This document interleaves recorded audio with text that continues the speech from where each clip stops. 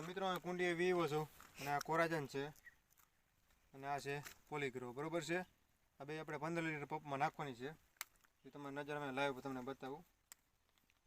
તો આ કોરાજન છે, આ 15 લીટર પંપમાં આપણે 6 ml નાખશું. તો આ 6 ml થઈ ગઈ, બરોબર. ને આપણે આ પોલીગ્રો નાખવાની છે.